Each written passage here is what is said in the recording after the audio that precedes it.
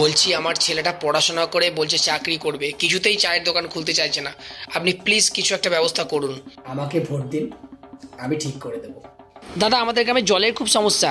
না মানে আপনারা জল করে দিয়েছেন কিন্তু কলের মুখটা আটকাননি, বেশি জল পড়ে আমাদের বন্যা হয়ে যাচ্ছে, গ্রাম ভর্তি জল। কি অবস্থা।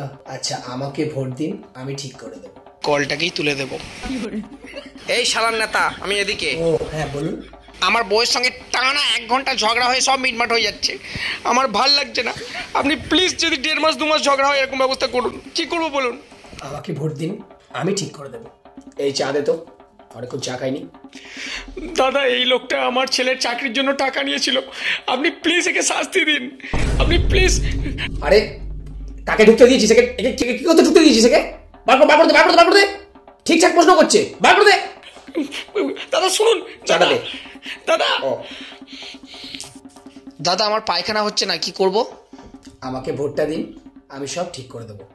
দাদা আমার পেছন দিকটা খুব চুল করছে, কি করব? এত সমস্যা নিয়ে এরা বেঁচে আছে কি করে? দাদা আমার লুঙ্গি নিয়ে খুব সমস্যা হচ্ছে, মানে গরমে লুঙ্গি পরেও থাকতে ইচ্ছা করছে না, কি করব? তো সালা তোর জন্য খঞ্জটাই পড়ে গেল। হাট! শুধু ভোট দে। আর কিছু বলতাম না তোকে। দাদা আমার ছেলে ইউটিউবে ভিডিও করতে চাই, ওর ক্যামেরা নেই, কি করব? আমাকে নোট দিন, আমি ঠিক করে দেবো।